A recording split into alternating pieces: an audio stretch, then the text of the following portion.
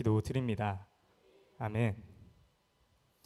오늘 설교 제목은 뭐든지 적당히 라는 제목으로 오늘 말씀을 전하도록 하겠습니다. 사람이 몸에 아무리 좋은 약이라도 오용하거나 남용하면 안 됩니다. 몸과 정신이 아무리 건강한 사람일지라도 약에 중독되어서 내성이 생기면 정작 필요할 때에 그 약의 효능을 보기가 어렵습니다. 좋은 음식도 마찬가지입니다. 어떤 음식이 좋다고 해서 그것만 계속 먹는다면 반드시 탈이 나기 마련입니다. 뭐든지 적당히가 좋은 것이죠. 우리는 일상생활을 살아갈 때에 적당히 해라는 말을 종종 사용하거나 들으실 때가 있을 것입니다. 뭐든지 지나치면 좋지 않다는 것이 우리의 일반적인 생각입니다. 그런데 이 뭐든지 적당히라는 말이 때와 상황에 따라 다르게 적용되기도 하는데요. 우리가 상대방의 기분을 상하게 했을 때 상대방이 나에게 야 적당히 해 라고 하면 그건 그만하라는 신호입니다. 때로 누군가 잘 나가고 있을 때 승승장구하고 있을 때 그 사람에게 좀 적당히 좀 하세요 이렇게 라고 하면은 그 잘 나가는 사람을 어쩌면 견제하는 말일지도 모르겠습니다. 또 다른 예로는 군대에 입대하는 친구에게도 이런 말을 우리가 자주 사용하죠. 야, 너 군대 가서 너무 잘하지도 말고 못하지도 마. 그냥 적당히 해서 중간만 해라. 이런 말을 합니다. 우리가 인생을 살아갈 때 경우에 따라서는 뭐든지 적당히 하는 게 좋습니다. 그러나 우리가 진정한 그리스도인이라면 적당히가 안 되는 것이 있습니다.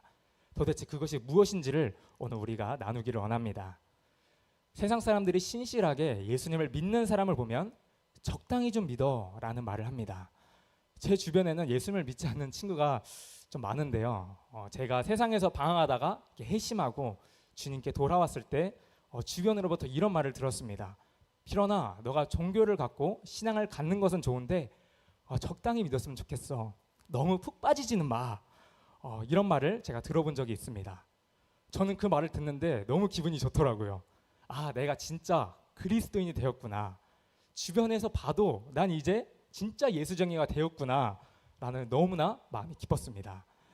성도님들은 혹시 신앙생활을 하면서 혹시 이런 말을 들어보신 적이 있으십니까? 우리 그리스도인이면 정말 예수님을 뜨겁게 만난 그리스도인이라면요, 예수님을 적당히 믿을 수 없는 사람들이 바로 우리들입니다. 너무나도 사랑하는 대상이 생겼을 때 우리가 어떻게 행동하는지를 돌아보면 그 대상을 우리가 얼마나 사랑하는지를 알 수가 있는데요.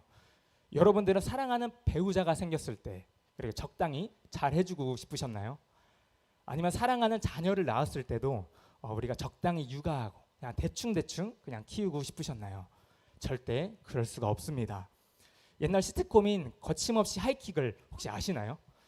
네, 거기에 나왔던 서민정이라는 배우의 에피소드를 잠시 나누겠습니다. 서민정 배우가 아주 바쁠 때 미국에 살던 남자친구와의 그 교제를 시작했다고 합니다. 그 남자친구는 의사였는데 일주일 동안 딱 이틀을 쉴 수 있었다고 해요. 그런데 남자친구분께서 이 서민정 씨가 얼마나 보고 싶었던지 일을 마친 그 저녁에 그 비행기를 타고 미국에서 한국으로 날라와 이 서민정 이 배우를 만났다고 합니다. 그렇게 이틀 동안 또 데이트를 하고 새벽 비행기를 타고 또 다시 미국으로 돌아갔습니다. 여러분, 적당히 사랑하면 절대 이렇게 할 수가 없습니다. 일단 시간은 둘째치고 이 비용이 만만치가 않죠. 이게 사랑에 미치지 않고서야 가능하겠습니까? 이건 사실 안 비밀인데요. 저도 아내를 만나고 나서요. 작년에 바쁜 일정 속에서도 사역도 하면서 또 대학원도 재학하면서 그렇게 시간을 쪼개서 지금의 아내를 보러 갔던 적이 있었습니다. 정말 육체적으로는 너무너무나 힘들었는데요. 이게 사랑하니까 정말 보고 싶으니까 이 몸이 그렇게 움직이더라고요. 이처럼 남녀 간의 사랑도 이러한데 하물며 우리에 대한 예수님의 사랑은 어떻겠습니까? 예수님은 그보다 더 큰 사랑으로 우리를 먼저 사랑하셨습니다. 만약 예수님이 우리를 적당히 사랑하셨다면 절대 십자가에서 죽지 않으셨을 것입니다. 예수님은 우리를 위해 죽기까지 사랑하셨습니다. 그 사랑은 치사량을 넘는 사랑이셨습니다. 선한 목적의 올로 목사님이신 유기송 목사님께서 이런 말씀을 하셨습니다. 여러분은 24시간 중에 예수님을 얼마나 생각하십니까? 저도 질문하겠습니다. 성도님들은 또 우리는 하루 24시간 중에 예수님을 얼마나 생각하십니까? 우리는 주님을 향한 사랑이 어느 정도이십니까? 또 예수님을 얼마나 사랑하십니까? 우리가 사랑하는 만큼 이 하나님과의 함께하는 교제 시간은 비례할 수밖에 없습니다. 우리가 말씀과 기도를 하는 것도, 이렇게 예배를 드리는 것도 우리가 사랑하는 만큼 행동으로 나오기 마련입니다. 오늘 본문의 말씀의 요한계시록 3장 이 후반부터의 말씀은요, 다른 것들로 부유해져서 바로 예수님의 사랑을 잃어버린 라오디게아 교회에 보내는 하나님의 편지입니다. 본문 15절과 16절을 함께 보겠습니다.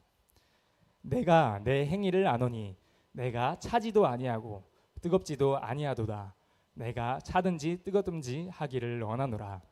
내가 이같이 미지근하여 뜨겁지도 아니하고 차지도 아니하니 내 입에서 너를 토하여 버리리라.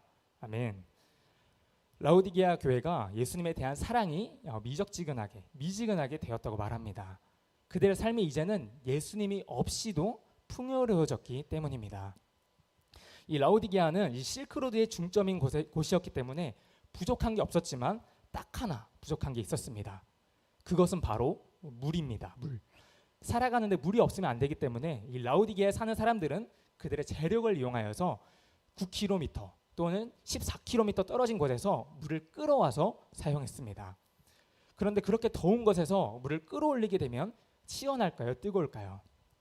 아무리 차가운 물이라도 오늘날의 정수기 같이 온수나 또 냉수 기능이 없다면 아무리 그게 차가운 물일지라도 뜨뜻 미근해질 수밖에 없을 것입니다. 실제 로마 문헌에서도 라오디게아의 그 미지근한 물이 역겹다고 표현되는 경우가 다수였다고 합니다. 더운 곳에서는 미지근한 물이 필요 없습니다. 오히려 시원한 물을 우리가 찾게 되죠. 잠언 25장 13절에도 13절 말씀을 우리 함께 읽겠습니다. 시작. 충성된 사자는 그를 보낸 이에게 마치 추수하는 날에 얼음 냉수 같아서 능히 그 주인의 마음을 시원하게 하느니라. 아멘. 이 말씀처럼 예수님의 마음을 시원하게 하는 이가 없던 이 라오디게아의 교회의 모습이 현재 우리의 모습은 아닐까 다시 한번 생각해 봅니다. 우리는 하나님의 마음을 시원케 해드려야 합니다. 적당히 미지근해서 될 게 아닙니다. 그렇다면 우리는 왜 미지근한 모습이 종종 이렇게 모습일 때가 이렇게 종종 있을까요? 본문 17절을 읽도록 하겠습니다. 내가 말하기를 나는 부자라 부요하여 부족한 것이 없다 하나 내 공고한 것과 가련한 것과 가난한 것과 눈먼 것과 벌거벗은 것을 알지 못하는도다. 아멘. 이 말씀처럼 우리는 우리 스스로를 부자라고 합니다. 왜 부자라고 하느냐? 예수님이 없이도 충분히 잘 살 수 있겠는데, 기도하지 않아도 말씀 보지 않아도 이렇게 예배드리지 않아도 잘 사는데, 괜찮은데 이렇게 착각합니다. 우리가 세상 가운데 열심히 일하고 돈 벌어서 물론 잘 먹고 잘 살게 될 수도 있습니다. 그러나 우리가 기도하지 않고 또 말씀 보지 않고 예배드리기를 원치 않으면 우리의 영은 점점 더 궁핍해져 갈 것입니다. 본문에 나오는 말씀처럼 우리의 영이 공고하고 또 가련하여지며 또 가난해질 것이라고 말합니다. 마치 눈먼 자와 이 벌거벗은 자와 같이 된다고도 말하고 있습니다. 그리고 예수님은 예수님 없이도 충분한데 라는 생각이 은연중에 또 우리 삶에서 나타나며 그렇게 영적으로 말라 비틀어져 갈 것입니다. 하나님께서는 우리의 영적인 상태, 바로 여러분의 모든 영적인 상태를 너무나도 잘 알고 계십니다. 너가 지금 부유하다고 생각하니, 너가 스스로 지금 풍족하다고 여길지라도 너의 영은 너무 공고하단다. 가련하고 가난하고 눈도 멀고 발가벗었어. 이렇게 말씀하고 계십니다. 계속해서 본문 18절의 말씀입니다. 내가 너를 권하노니 내게서 불로 연단한 금을 사서 부요하게 하고 흰 옷을 사서 입어 벌거벗은 수치를 보이지 않게 하고 안약을 사서 눈에 발라 보게 하라. 아멘. 여기서 하나님의 불로 연단된 금을 사서 우리를 영적으로 부유하게 만들라고 하십니다. 여기서 불로 연단된 금이 무엇을 의미할까요? 베드로전서 1장 7절을 보겠습니다. 너희의 믿음의 확실함은 불로 연단하여도 없어질 금보다 더 귀하여 예수 그리스도께서 나타나실 때에 칭찬과 영광과 존귀를 얻게 할 것이니라. 아멘. 바로 이 불로 연단된 금은 바로 고난을 통과한 바로 우리의 믿음을 의미합니다. 그 믿음이 우리를 영적으로 부욕케 한다는 것입니다. 고난을 통과한 그 믿음으로 우리는 의의 세마포를 사서 입어야 합니다. 말씀에 나오는 흰옷은 곧 정결함을 의미하는데요. 하나님의 불로 연단된 그 금으로만, 그 믿음으로만 그 정결함을 우리가 살 수가 있습니다. 또 안약을 사서 세상의 부요함으로 가려진 우리의 영적인 눈을 깨끗하게 치료받으라고 말씀하십니다. 그러면 우리는 그때 비로소 우리를 적당히 사랑하시는 것이 아니라 죽기까지 우리를 사랑하시는 예수님의 참된 그 사랑을 깨달아 알게 될 것입니다. 그의 자녀들에게 가장 좋은 것을 주신 하나님께서는 오늘날 그 라오디게의 교인들을 통해 우리에게 이렇게 말씀하십니다. 본문의 19절입니다. 무릇 내가 사랑한 자를 책망하여 징계하노니 그러므로 내가 열심을 내라 회개하라. 아멘. 예수님께서 우리를 사랑하시기 때문에 책망하고 또 징계하신다고 하십니다. 우리가 주를 위해 열심을 품으라 말씀하십니다. 우리의 삶을 돌이키라 말씀하십니다. 그 책망과 징계로 인해 하나님 왜 나를 힘들게 하세요? 왜 나를 괴롭게 하세요? 이렇게 말할 필요가 없다는 것입니다. 내가 그만큼 하나님을 사랑하지 않기 때문입니다. 억울할 이유가 없습니다. 우리 하나님께 책망받지 않고 징계당하지 않는 삶이 더욱더 무서운 삶인 것입니다. 로마서 1장 28절 말씀을 함께 읽겠습니다. 또한 그들이 마음에 하나님 두기를 싫어하매 하나님께서 그들을 그 상실한 마음대로 내버려 두사 합당하지 못한 일을 하게 하셨으니. 바로 마음에 하나님 두기를 싫어하는 자는 결국 하나님께서도 그들을 그 상실한 마음대로 그냥 내버려 두신다고 말씀하십니다. 우리가 하나님의 간섭을 받는 것이 엄청난 축복인 줄 믿습니다. 우리가 주를 향한 사랑이 적당히 사랑하는 것이 아니라 예수님이 우리를 사랑하신 것처럼 우리도 예수님을 사랑하기 위해서는 우리가 과연 어떻게 해야 할까요? 우리가 하나님의 그 깊이와 넓이와 그 사랑을 우리가 제대로 알게 된다면, 그 사랑을 온전히 느낀다면 우리는 절대 적당히 예수님을 믿을 수가 없게 되는 것이죠. 세상 사람들이 우리에게 왜 적당히 좀 믿으라고 할까요? 그 말 속에는 무슨 의미가 담겨 있을까요? 마치 그것이 그들에게는 미친 사람처럼 보이기 때문입니다. 세상 사람들은 그 사랑을 아직 경험해보지 못했기 때문입니다.